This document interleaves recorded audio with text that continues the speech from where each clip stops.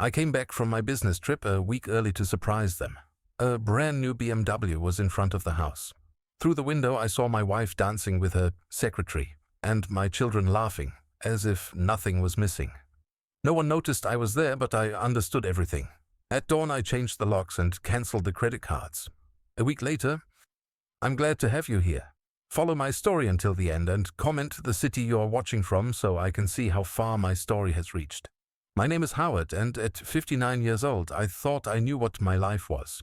23 years of marriage to Sarah, 2 grown children who called me every week, and a consulting business that had given us everything we needed. I was the provider, the steady one, the man who made sure everyone had what they wanted. I was wrong about everything. It was a Thursday morning in October when my world collapsed. I had been in Denver for a week-long conference, the kind of business trip that used to excite me but now felt like an obligation.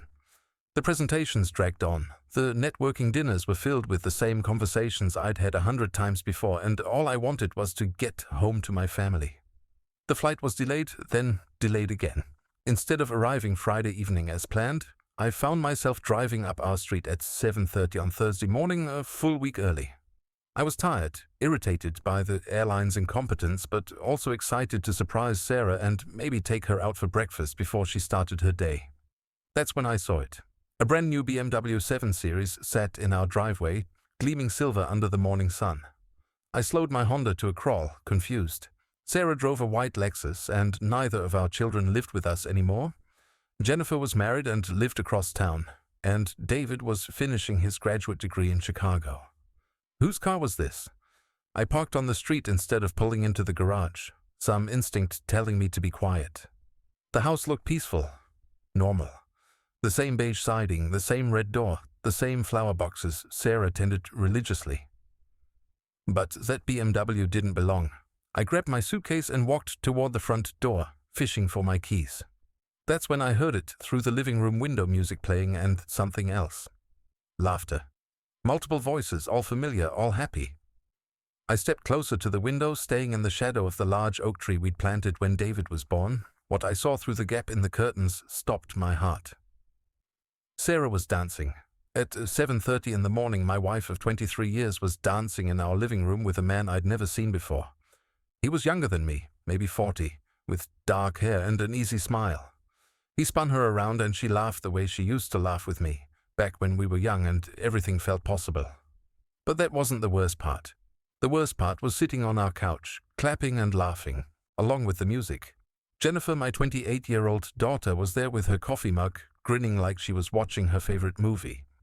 And David, our 25-year-old son, who was supposed to be in Chicago, was sitting next to her, actually cheering as this stranger dipped my wife. They all looked so happy, so complete. Like this was perfectly normal, like this was how Thursday mornings were supposed to be in the Harrison household. Like I had never existed at all.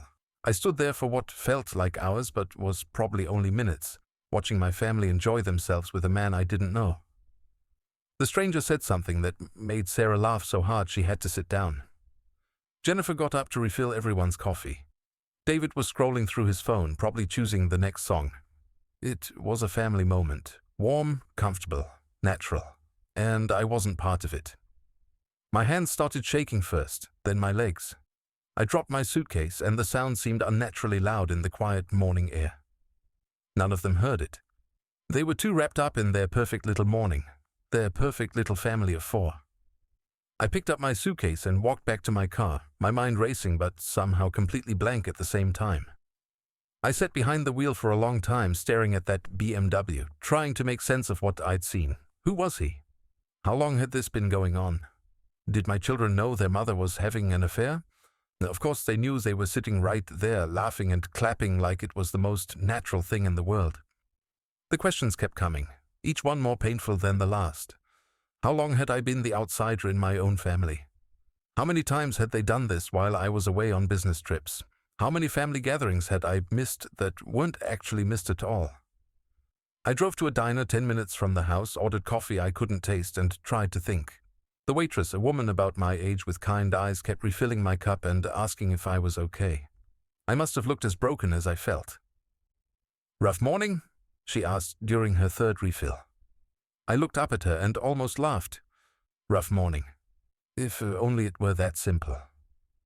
You could say that, I managed. She patted my shoulder gently.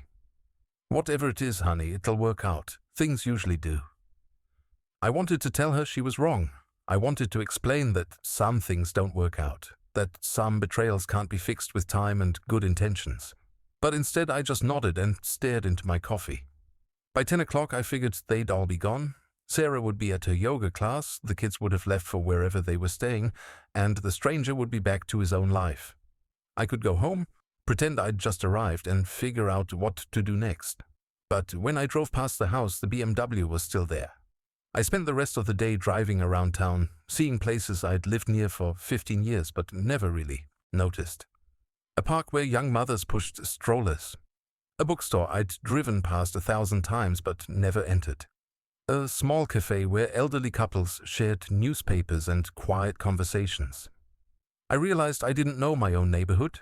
I didn't know my own town. I'd been so focused on work, on providing, on being the responsible one, that I'd stopped seeing the world around me. Maybe that's why my family had stopped seeing me too. By evening I was exhausted. Not just tired from the early flight and the stress of discovery, but bone-deep exhausted in a way I'd never felt before. I checked into a hotel 15 minutes from home, a place I'd never noticed despite passing it dozens of times on my way to the airport. The desk clerk, a young man with a friendly smile, asked if I was in town on business. Something like that, I said. In my hotel room, I sat on the bed and stared at my phone. 17 missed calls from Sarah, 23 text messages. The last one, sent just 20 minutes ago, said, "Howard, where are you? I'm worried sick. Please call me." I almost laughed. Worried sick. She was worried that I'd discovered her secret, not worried about my safety. I didn't call back. Instead, I lay on the unfamiliar bed in the unfamiliar room and thought about the man spinning my wife around in our living room. I thought about my children's laughter, their obvious comfort with the situation. I thought about how easily they'd all moved on without me. But mostly I thought about the look on Sarah's face as she danced. Pure joy. Uninhibited happiness. The kind of expression I hadn't seen from her in years, maybe decades. When had she stopped looking at me that way? When had I become the person who made her smile fade instead of appear? The questions followed me into a restless sleep, and I knew that by morning everything would have to change.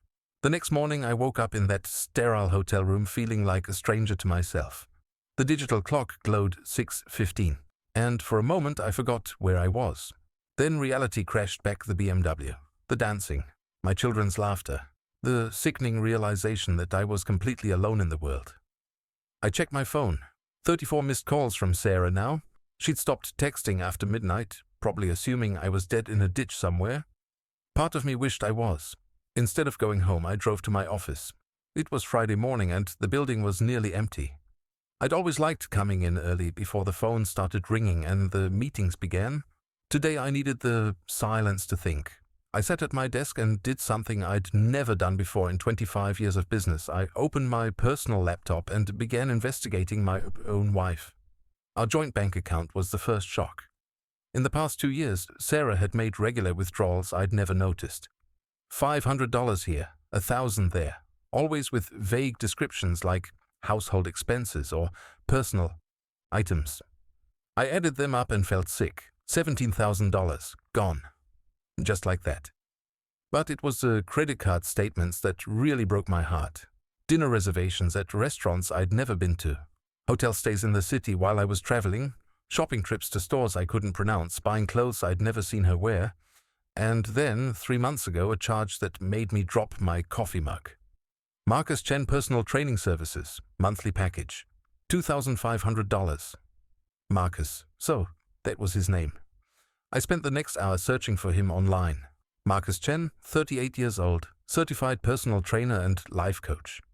His website was full of photos of him with attractive women in their 40s and 50s, all beaming at the camera like he'd changed their lives. The testimonials made my stomach turn. Marcus helped me rediscover who I really am, wrote someone named Patricia Kay. He showed me that life could be exciting again at 52. Another one. I thought my best years were behind me until I met Marcus. He taught me to love myself again. This one was signed Linda M. I stared at that website for a long time, studying the man who'd been spinning my wife in our living room. He was handsome, I had to admit that, fit in the way that comes from making your body your career. He had kind eyes and an easy smile, the kind of man who probably made women feel heard and understood and special. Everything I apparently wasn't. My secretary knocked on my door around 9:30. "Howard, I thought you were coming back from Denver today." "Change of plans, Margaret. I'm going to work from home for a while. Can you reschedule my appointments for next week?" She looked concerned. Margaret had been with me for 8 years, and she knew my routines better than I did. "Is everything all right? You sound different." "Just tired." I lied. "Long week." After she left, I called in sick for the first time in 5 years and drove home. The BMW was gone, thank God. Sarah's car was in the driveway, which meant she was probably inside, waiting to ambush me with questions and tears and explanations I wasn't ready to hear. But I didn't go inside. Instead, I parked down the street and called a locksmith. "I need you to change all the locks on my house," I told him. "Today, this morning." "Sir, if you're locked out, I can help you get in without—" "I'm not locked out. I want the locks changed, all of them. Front door, back door, garage." There was a pause. "Do you have identification proving you live there? We can't just change locks without—" "It's my house. My name is on the deed. I can provide whatever documentation you need." An hour later, I stood in my own driveway, watching a stranger install new deadbolts on my home while my wife was inside, probably wondering why she couldn't get out. My phone buzzed constantly. Text after text from Sarah, each one more frantic than the last. "Howard, what's going on? Why can't I open the front door? The locks aren't working. Are you doing this? Please talk to me. Whatever's wrong, we can fix it. Howard, you're scaring me. Just come inside so we can talk." I didn't answer any of them. When the locksmith finished, he handed me the new keys and gave me a look that was part sympathy, part confusion. "You okay, sir? This is a pretty unusual request." "My life has become pretty unusual," I said, and tipped him an extra $50 for not asking more questions. I waited until Sarah's car left the driveway before I went inside. She'd probably gone to Jennifer's house or maybe to Marcus's. Either way, I had time to do what I needed to do. The house felt different somehow, smaller and shabbier than I remembered. Or maybe I was just seeing it clearly for the first time. The furniture we'd bought together looked outdated. The photos on the walls showed a family that had gradually stopped including me.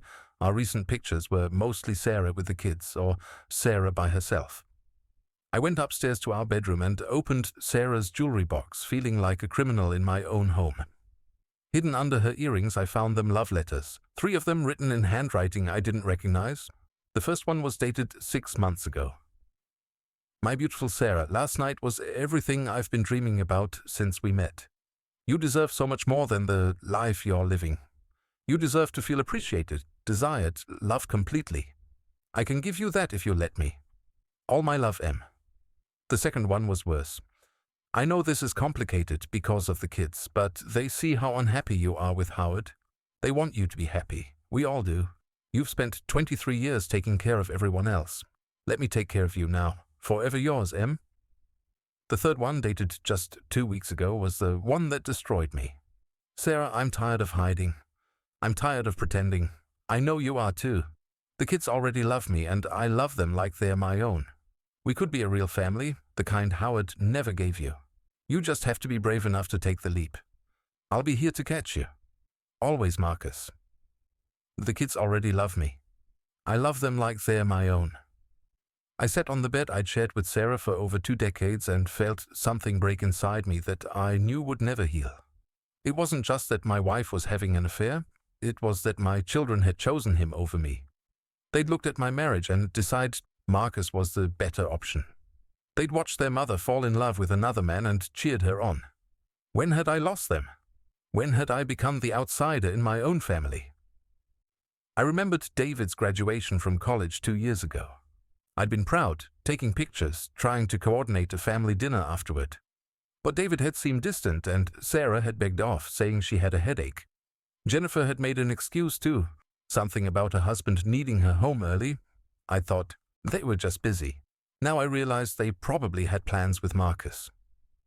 I went downstairs and opened Sarah's laptop. Her password was still the same one she'd used for years, our anniversary date. The irony wasn't lost on me. Her email was full of messages from Marcus going back 2 years. 2 years. This wasn't a fling or a midlife crisis. This was a relationship. A real, committed, long-term relationship. And everyone knew about it except me. The emails painted a picture I didn't want to see but couldn't look away from. Sarah, frustrated with my long work hours and business trips. Sarah, feeling unappreciated and taken for granted. Sarah, meeting Marcus at the gym and finding someone who listened to her, who made her laugh, who made her feel young and beautiful and alive. The most recent email chain was between Sarah and Jennifer, dated 3 days ago. Jennifer: Mom, when are you going to tell Dad? This is getting ridiculous. Marcus practically lives there when Dad's traveling. Sarah: I know, honey. I just need to find the right time. Your father has been so stressed about the Peterson account. Jennifer: You've been saying that for 6 months. Just tell him. He'll probably be relieved, honestly. You two haven't been happy in years. Sarah: Do you really think so? Jennifer: Mom, I love Dad, but let's be honest. When was the last time you saw him smile? Really smile? Marcus makes you happy in a way Dad never did. David and I see it. Even Dad would see it if he paid attention to anything besides work. I closed the laptop and sat in my living room, the same living room where I'd watched my wife dance with another man just yesterday, feeling like I was reading about strangers. Was that really how my children saw me? As a workaholic who didn't pay attention, who hadn't made their mother happy in years? Maybe they were right. Maybe I had been absent, even when I was physically present. Maybe I'd been so focused on providing for them that I'd forgotten to actually live with them, but that didn't make the betrayal hurt any less. If anything, it made it worse. My phone rang.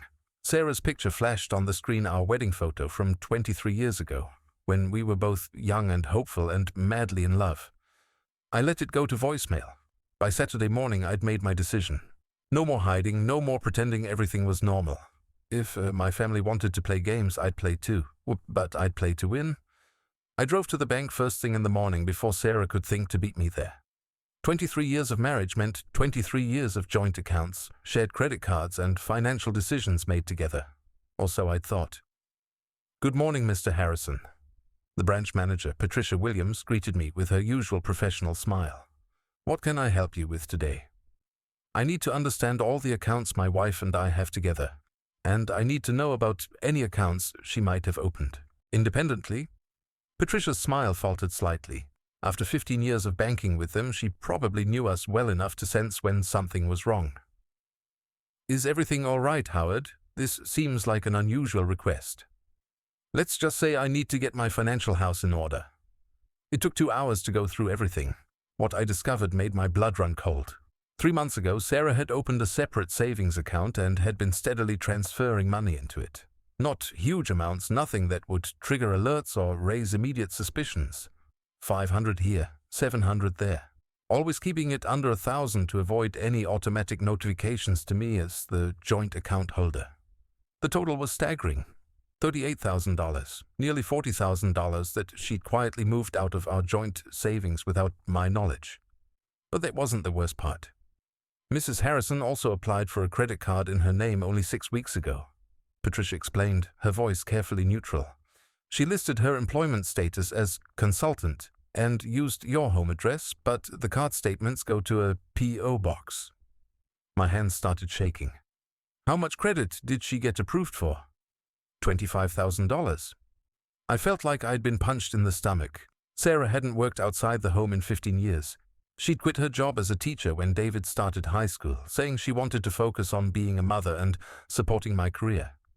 We'd agreed it made sense I was earning enough to support us comfortably, and she'd been happier not dealing with the stress of her job, except now she was apparently running her own consulting business, a business I'd never heard of. Can you print me statements for everything? I asked. Joint accounts, her individual account, and, if possible, information about that credit card. Patricia hesitated. Howard, I can give you everything for the joint accounts, but for her individual accounts? We're married. Community property state. I understand, but there are privacy concerns. Let me see what I can do. An hour later, I walked out of the bank with a folder full of papers that painted a picture I didn't want to see. Sarah hadn't just been having an affair, she'd been planning her exit strategy. The consulting business was real, she'd been doing freelance bookkeeping for small businesses, probably something Marcus had helped her set up. The credit card had been used for things like apartment deposits in the city, furniture purchases, and a payment to something called Drake & Associates Legal Services. A lawyer. She'd hired a divorce lawyer. I sat in my car in the bank parking lot and called the number for Drake & Associates. "Good morning, Drake & Associates. This is Michelle speaking." "Yes, I'd like to speak with someone about a consultation. My name is Howard Harrison." There was a pause. "Mr. Harrison, let me check. Yes, Mr. Drake has been expecting to hear from you. Can you hold for just a moment?" Expecting to hear from me. My wife's divorce attorney had been expecting my call. "Mr. Harrison." A man's voice came on the line, confident and smooth. "This is Robert Drake. I think we need to talk." "I think we do too." We agreed to meet Monday morning. I spent the rest of Saturday driving around town, trying to process everything I'd learned. My wife had been planning to divorce me for months. She'd been quietly moving money, establishing credit in her own name and consulting with lawyers. All while I'd been working 60-hour weeks to provide for our family, believing we were building a future together. The betrayal was so complete, so thoroughly planned that I almost had to admire the execution. Almost. Sunday was the hardest day. I stayed in the hotel, ordering room service and trying to figure out what came next. My phone had stopped ringing. Sarah had apparently given up trying to reach me directly. But around noon, Jennifer called. "Dad, where the hell are you?" My daughter's voice was sharp, angry in a way that reminded me of her mother. "I'm taking some time to think," I said. "Think about what?" "Mom is losing her mind. She can't get into the house, she can't reach you, and she doesn't know if you're dead or alive. This is insane, even for you. Even for me. Like I was the one who'd done something wrong." "Jennifer, how long have you known about Marcus?" Silence. Long, guilty silence. "Dad, it's not what you think." "How long, Jennifer?" "About a year," she said finally, her voice smaller now. "But Dad, you have to understand. I don't have to understand anything. You're my daughter. She's your mother. We're supposed to be a family." "We are a family." "But families change, Dad. People grow apart. Mom and you haven't been happy in years." I closed my eyes, feeling every one of my 59 years settling into my bones. "So you decided Marcus was the solution?" "We decided Mom deserved to be happy. She's been miserable, Dad, really miserable. You work all the time, you barely talk to her, and when you do, it's about bills or schedules or what needs to be fixed around the house. When was the last time you took her on a date? When was the last time you told her she was beautiful?" Each question was like a knife twist, because she was right, and we both knew it. That doesn't justify what she did, what all of you did. We didn't want to hurt you, Dad. We wanted her to be happy. And Marcus makes her happy. What about me, Jennifer? What about what makes me happy? Another long pause. Dad, when was the last time you seemed happy? Really, truly happy? I couldn't answer that question. I wasn't sure I even remembered what happiness felt like. Just come home, Jennifer said, her voice pleading now. Mom wants to explain everything. She never meant for it to go this far. She was going to tell you. When? When was she going to tell me? After she'd moved all our money? After she'd hired a divorce lawyer? After she'd completely destroyed our marriage? Dad, I have to go. I hung up and stared at the hotel room wall for a long time. The truth was, Jennifer was right about some things. I hadn't been happy. I'd been going through the motions for years, maybe decades. Work, home, sleep, repeat. I convinced myself that providing for my family was the same as loving them. I thought that paying the bills and maintaining the house and saving for retirement was what a good husband and father did. But somewhere along the way, I'd stopped being a person and started being just a function. The provider. The responsible one. The man who took care of everything so everyone else could be happy. And they'd been happy. Just not with me. Monday morning arrived grey and cold, matching my mood perfectly. I put on my best suit, the navy one Sarah had bought me for our 20th anniversary, and drove to meet the man who was going to help my wife divorce me. Robert Drake's office was in a glass tower downtown, the kind of building where serious money gets made and serious decisions get decided. He was younger than I'd expected, maybe 45, with silver at his temples and the kind of confident handshake that cost $500 an hour. "Mr. Harrison, thank you for coming in. I know this must be difficult." "Let's just get to it," I said. "What exactly has my wife told you?" He opened a thick file folder. "Mrs. Harrison came to see me 8 weeks ago. She wanted to understand her options regarding dissolution of marriage." Dissolution. That's a nice word for it. "She was very clear that she hoped to avoid contentious proceedings. She said, 'You're a reasonable man who wants what's best for everyone involved.'" I almost laughed. "Did she also mention that she's been having an affair for 2 years?" Drake's expression didn't change, but I saw something flicker in his eyes.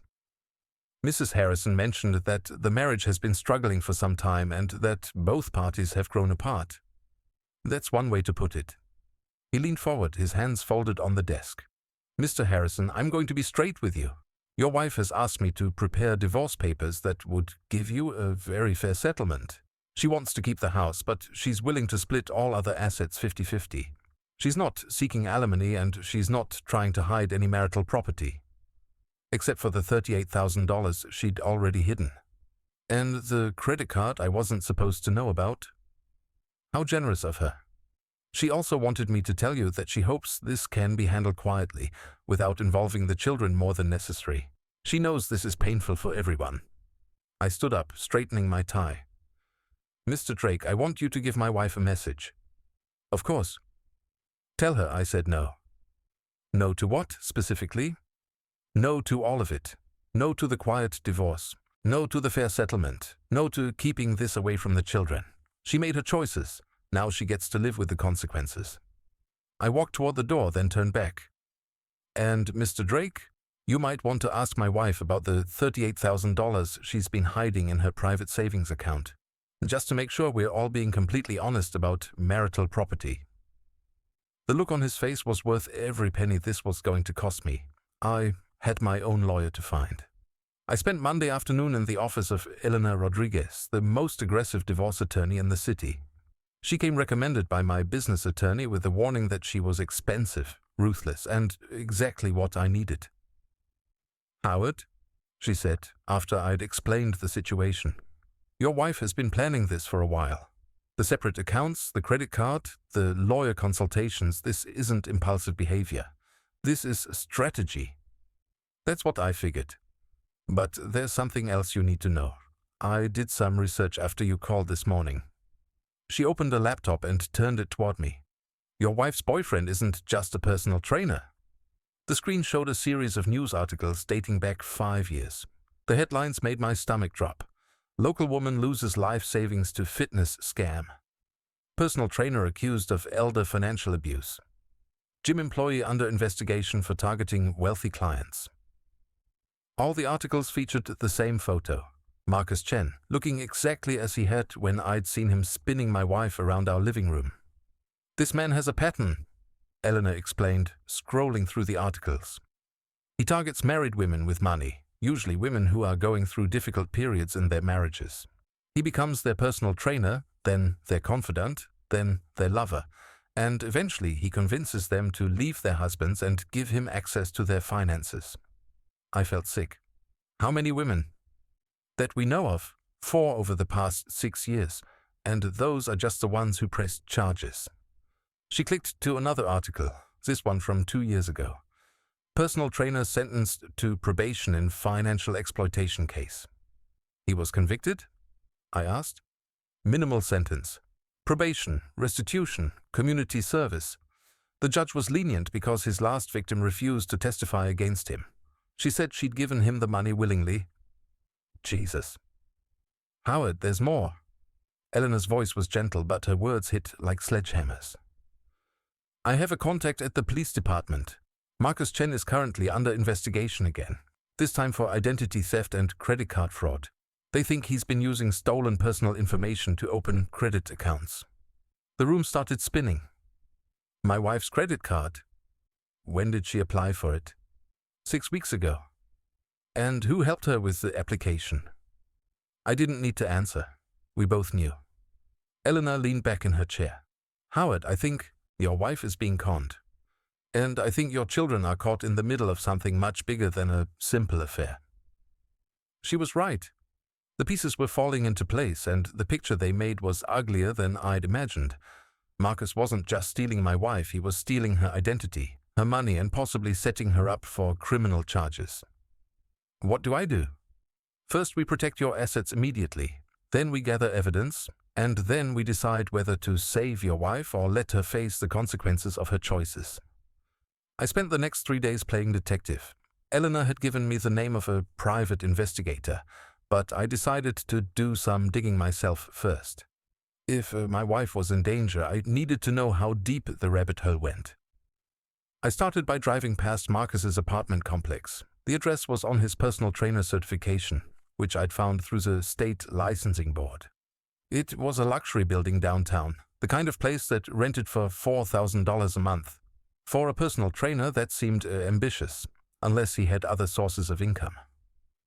I parked across the street and waited. At 2:30 in the afternoon, Marcus emerged from the building. But he wasn't alone. He was with a woman I'd never seen before, blonde, maybe 55, well-dressed. They were holding hands and she was laughing at something he'd said. I followed them to an expensive restaurant in the arts district. Through the window, I watched them have lunch. The woman paid for the meal with a credit card, then handed Marcus an envelope. He kissed her goodbye and walked to a silver Porsche I hadn't seen before. My phone buzzed. A text from Sarah. Howard, please, we need to talk. I'm scared. For the first time in days, I felt a flicker of sympathy for my wife. She thought she'd found love, but she'd actually found a predator. I called Elena from my car. I need you to contact the police, I said. I think Sarah is about to become victim number 5. That evening I did something I hadn't done in days. I went home. Sarah's car was in the driveway, along with Jennifer's SUV and David's rental car. My children had flown in to mediate, apparently. The whole family was waiting for me. I used my new key and walked into my own house like I was entering enemy territory. They were all sitting in the living room, Sarah on the couch, tears streaming down her face, Jennifer and David flanking her like bodyguards. The scene was so perfectly staged, it looked like an intervention. Dad? David stood up first. We need to talk. Yes, we do. I remained standing, keeping my distance. But first, I have some questions. Howard, please, Sarah said, her voice broken. I know you're angry, but how long have you been giving Marcus money? The question stopped her mid-sentence. She glanced at Jennifer, then back at me. What do you mean? I mean the $38,000 you've hidden in your private savings account. I mean the credit card he helped you get. I mean the checks you've been writing to his business account. David stepped forward. Dad, you're acting paranoid. Am I? Did you know Marcus has been convicted of financial fraud? Did you know he's currently under investigation for identity theft? The silence that followed was deafening. That's impossible, Jennifer said finally. Marcus is a good person. He cares about Mom. Marcus is a con artist who targets vulnerable married women. You're not his first victim, Sarah. You're just his latest. Sarah's face went white. You're lying. I pulled out my phone and showed them the news articles Eleanor had found. I watched their expressions change from denial to confusion to horror as they read the headlines. This has to be a mistake, Sarah whispered. Marcus loves me. He wants to marry me. He wants to marry your bank account. David grabbed my phone, scrolling through the articles. Dad, these are from years ago. People change. And besides, Mom says Marcus never asked her for money. He didn't ask. He convinced her to give it to him willingly, just like he convinced her to get a credit card he could use.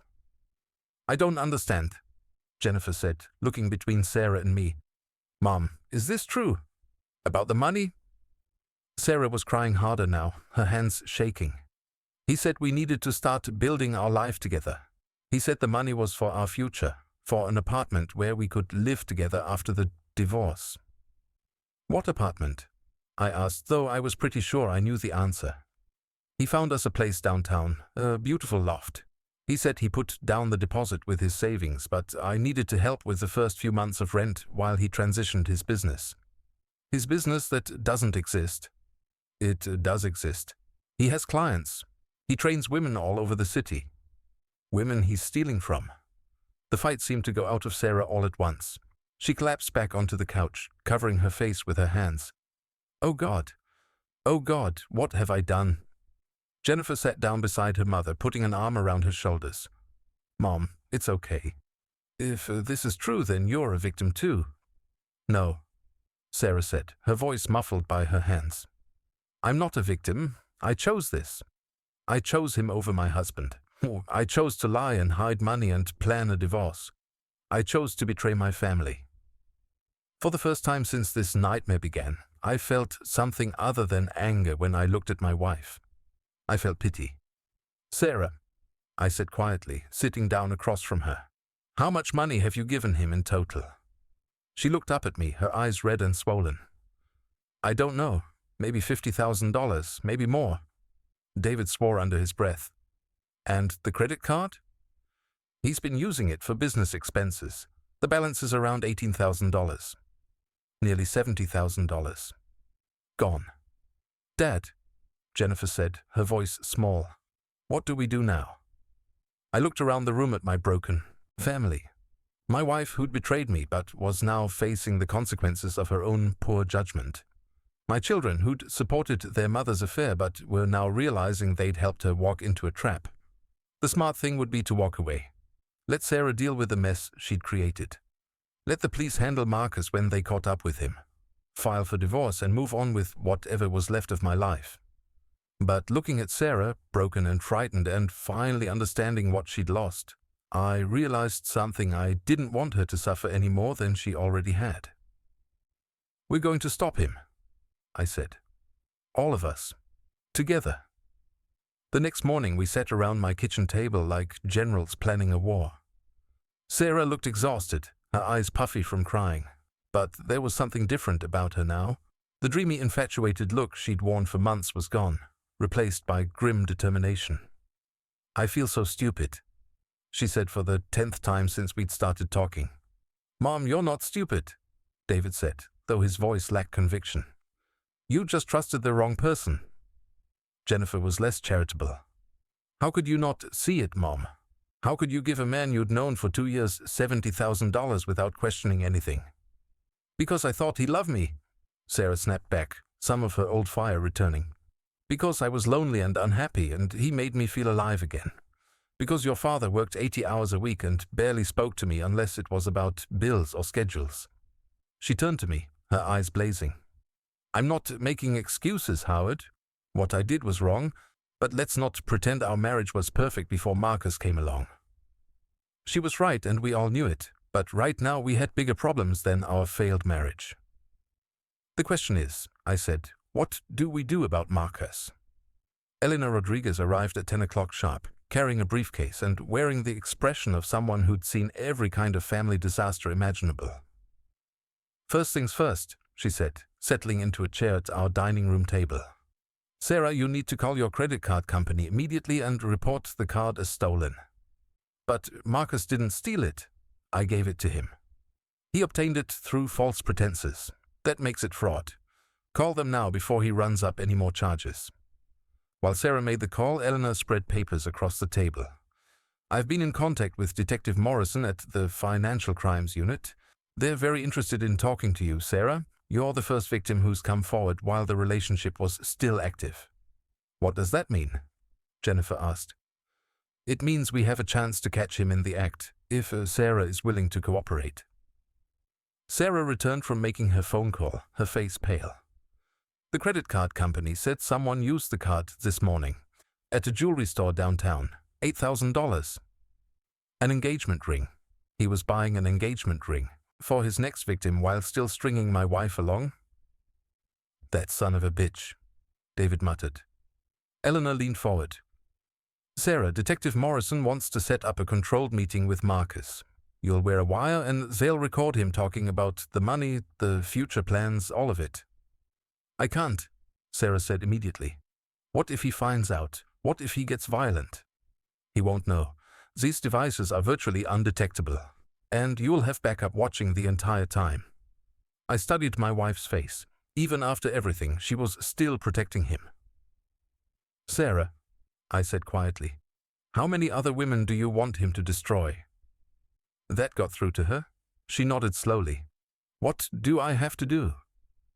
The plan was simple, which Eleanor said was usually the most effective approach. Sarah would call Marcus and tell him she was ready to leave me permanently. She'd say she wanted to discuss their future together and could meet him at their usual place, a coffee shop in the Arts District where they'd had many of their secret rendezvous. He'll be suspicious, Sarah warned as Detective Morrison fitted her with a wire in our living room. He's been trying to reach me for days. When I finally call, he's going to wonder where I've been. Tell him your husband came home unexpectedly and you've been trying to keep him from getting suspicious, Morrison suggested. Tell him you're scared and need to see him. Because that's exactly what I am, Sarah said, and I realized she wasn't talking about being scared of me. We drove separately to the coffee shop. Detective Morrison and his partner were already there, posing as a couple reading newspapers. Eleanor and I sat in my car half a block away, listening to the conversation through Morrison's radio. Marcus arrived 10 minutes late, and I could hear the concern in his voice immediately. Sarah, baby, what's wrong? You look terrible. I've been so worried, Sarah said, her voice perfectly pitched between anxiety and relief. Howard came home early from his trip, and I think he suspects something. Did he say anything? Not directly, but he's been asking questions about money, about where I've been spending time. Marcus, I'm scared he's going to find out about us. There was a pause. In the background, I could hear the ambient noise of the coffee shop, other conversations, the hiss of the espresso machine, the clink of cups. We need to be more careful, Marcus said finally. Maybe we should cool things down for a while. My hands clenched into fists. Even now, when Sarah was supposedly ready to leave me for him, he was hedging his bets. Cool things down. Sarah's voice rose slightly. Marcus, you said you love me. You said we were going to be together. We are, baby, we are. I just think we need to be smart about this. I've already been smart about this. I've been moving money like you suggested. I got the credit card. I even talked to a divorce lawyer. You did? Genuine surprise in his voice. When? 2 weeks ago. I told him I wanted out of my marriage. Sarah, that's amazing. I'm so proud of you. Eleanor and I exchanged glances. He was proud of her for taking steps that would give him access to half her marital assets. But Marcus, I need to know this is real. I need to know you're serious about our future together. Of course I'm serious. Why would you even ask that? Because you've been distant lately, and yesterday I tried to use the credit card and the company said someone else had been using it. Silence. Long, guilty silence. Marcus, did you hear me? Yeah, Sarah, I can explain that. Explain what? That you spent $8,000 this morning at a jewelry store? How did you… He caught himself. Sarah, that was for you. I was buying you something special. An $8,000 surprise? An engagement ring. His voice was smooth again, confident. I was going to wait for the right moment, but yes, I bought you an engagement ring because I want to spend the rest of my life with you. In the car, Eleanor shook her head. He's good. I'll give him that. But Sarah wasn't buying it anymore. Marcus, show me the ring. What? If you bought me an engagement ring this morning, show it to me. Another pause. I don't have it with me. It's being sized. Being sized? How do you know my ring size? I estimated. Marcus, I think you're lying to me. Sarah, why would I lie to you? After everything we've been through, after all the plans we've made. What plans? You keep talking about our future, but you never give me specifics. Where are we going to live? What are we going to do for money? How are we going to support ourselves? I thought we talked about this, the apartment downtown. The apartment you put a deposit on with my money. Our money. Sarah, when we're married, there won't be any your money and my money. It'll all be ours. Like it is now? What do you mean? I mean the $50,000 I've given you.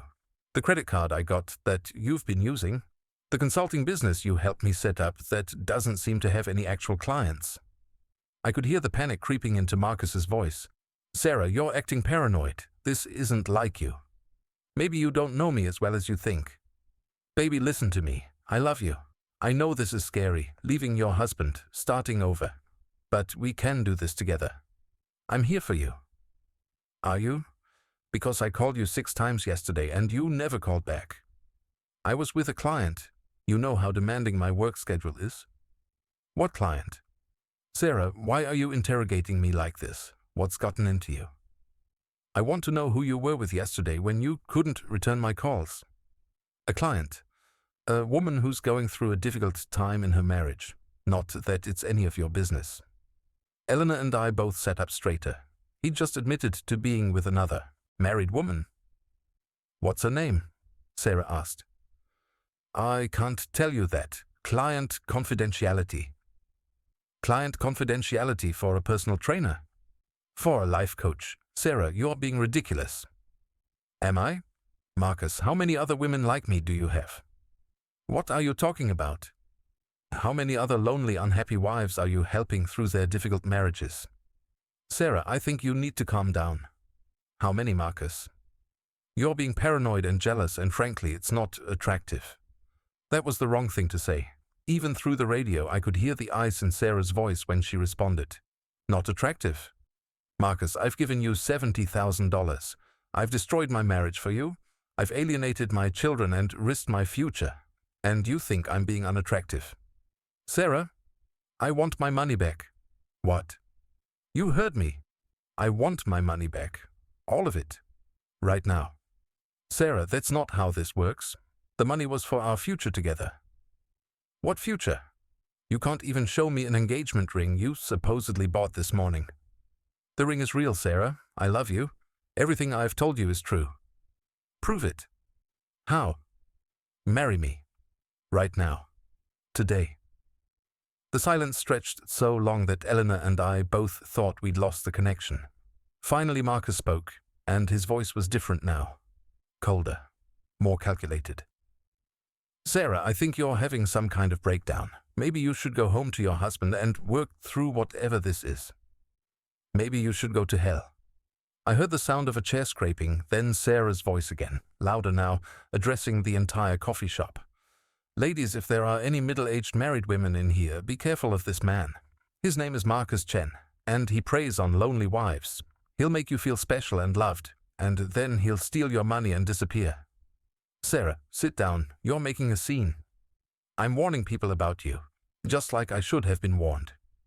We could hear him leaving, his footsteps quick and angry. A moment later, Detective Morrison's voice came through the radio. We got it all. Every word. That was perfect, Sarah. But I wasn't thinking about the recording or the evidence or the criminal case they were going to build.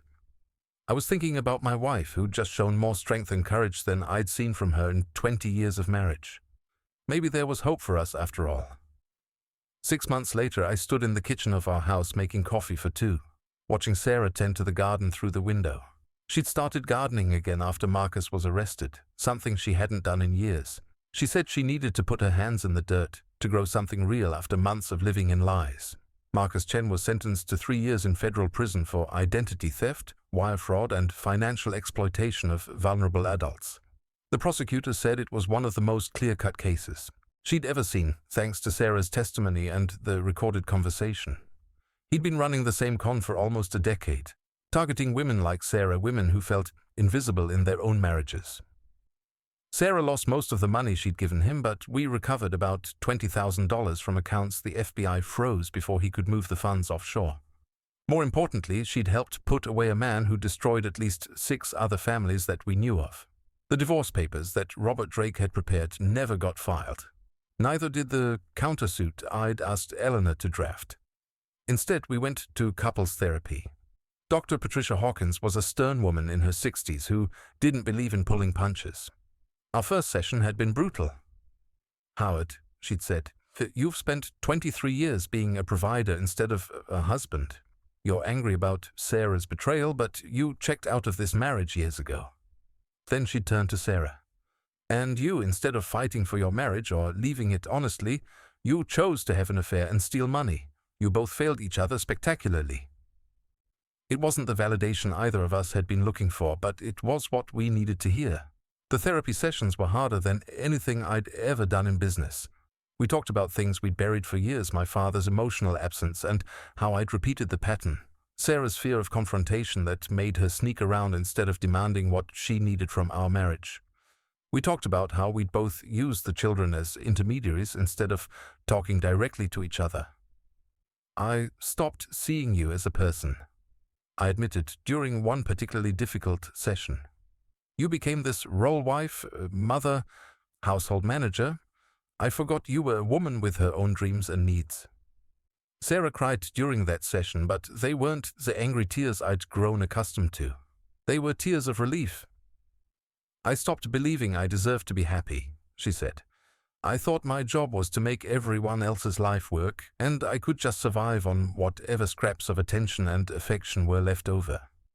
Dr. Hawkins made us do exercises that felt ridiculous at first. We had to schedule weekly dates and talk about things other than schedules and logistics. We had to list 3 things we appreciated about each other every day. We had to touch each other non-sexually for at least 5 minutes each day, holding hands, hugging, just being physically present with each other. It felt forced and artificial for months, but slowly something shifted. I started remembering why I'd fallen in love with Sarah in the first place. She was funny when she wasn't worried about managing everyone else's emotions. She was smart about things that had nothing to do with household efficiency. She had opinions about books and movies and politics that she'd stopped sharing because I'd stopped listening. Sarah started seeing me as someone other than a paycheck with legs. She told me later that she'd forgotten I had interests beyond work, that I actually had thoughts about the world that weren't related to quarterly reports or client meetings. The children struggled with our reconciliation more than either of us expected. "I don't understand," Jennifer said during one family dinner. "Mom, he ignored you for years. Dad, she cheated on you and stole money. Why are you trying to make this work?" "Because we're tired of being miserable," Sarah answered. "And because we finally figured out that we were making each other miserable out of habit, not because we didn't love each other." David was more blunt. "You two are 59 and 56 years old. Why not just get divorced and find people who actually make you happy?" "Because," I said, "we realized we could make each other happy if we actually tried." It wasn't a fairy tale reconciliation. We had bad days, days when the old patterns reasserted themselves and we fell back into being strangers sharing a house. But we had more good days than bad, and the good days kept getting better. Sarah went back to teaching, something she'd missed more than she'd admitted. She got a job at a local community college, teaching basic accounting to working adults. She came home energized by her students and her work in a way I hadn't seen in years. I cut back on travel and turned down projects that would keep me away from home more than 2 days a week. My business partner thought I was having a midlife crisis, but I was finally having a life. We started doing things together again. Small things, cooking dinner on Sunday afternoons, taking walks in the evening, going to movies we both wanted to see. We talked about books we'd read and places we wanted to visit. We rediscovered that we actually enjoyed each other's company when we weren't exhausted and resentful. The physical intimacy came back slowly. For months after the Marcus revelation, we slept in the same bed, but barely touched each other. Sarah was ashamed of her betrayal, and I was still hurt and angry. But Dr. Hawkins kept pushing us to be physically present with each other, even when it was uncomfortable. "Intimacy isn't just about sex," she said. "It's about being willing to be vulnerable with each other. You can't rebuild emotional intimacy while maintaining physical distance." The first time we made love after everything that had happened, we both cried. Not from sadness, but from relief. We thought we'd lost each other forever, and somehow we'd found our way back. Now 6 months later, I looked at my wife kneeling in the dirt, planting tomatoes for our summer garden, and felt something I hadn't felt in years. Contentment. Not the settled resignation I'd mistaken for happiness for so many years, but actual peace. She looked up and caught me watching her, soil streaked across her cheek and her graying hair escaping from its ponytail. "What?" she asked, smiling. "Nothing, just you look happy." "I am happy." "Even after everything? Even after all the mess and the therapy and the work?" She sat back on her heels, considering the question seriously. Especially after all of that. I never thought I could be happy again, Howard. I thought I was too old, too set in my ways, too damaged, but we figured it out. We're still figuring it out. That's what makes it interesting. She stood up, brushing dirt off her knees, and walked over to where I was standing by the kitchen window. Do you ever think about what would have happened if you hadn't come home early that day? She asked. I considered it. I think you would have left me eventually. Marcus would have taken whatever money he could get and disappeared. And we both would have ended up alone and bitter. Do you think we would have been happier? No, I said without hesitation. We would have been miserable in different ways. At least now we're working towards something. She leaned against me and I put my arms around her, still marveling at how natural it felt to hold my own wife after years of careful distance.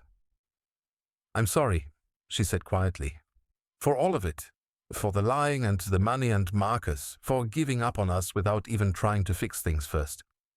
I'm sorry too, for disappearing into work, for making you feel like you didn't matter, for taking 23 years to learn how to be a husband instead of just a provider. We'd had this conversation before, in therapy and at home, but somehow it never got old. Each apology felt like another layer of resentment being peeled away. Howard. Yeah? I love you. Not the you I was trying to change, and not the you I thought you should be. I love the you that you actually are. Even the workaholic part. Even that. As long as you remember to come home.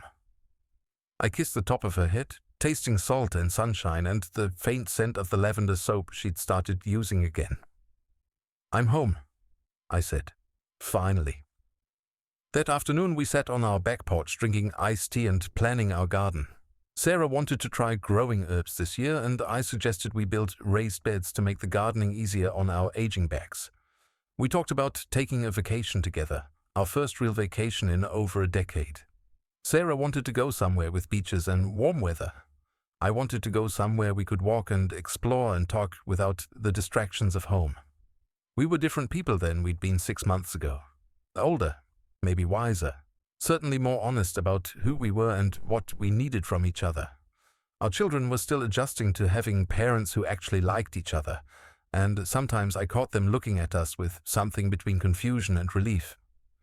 Jennifer had admitted that watching us work through our problems had inspired her to try harder in her own marriage instead of just assuming that marital happiness was something that happened to other people. David had started calling more often, not because he felt obligated, but because he genuinely enjoyed talking to us. Having parents who were working on their own relationship had somehow freed him to have a relationship with us that wasn't based on managing family dysfunction. As the sun set behind our garden, Sarah reached over and took my hand. Her fingers were still stained with soil, and her wedding ring caught the last light of the day. Thank you, she said. For what? For not giving up on us. For fighting for us, even when I'd stopped fighting. I squeezed her hand. Thank you for coming back to me.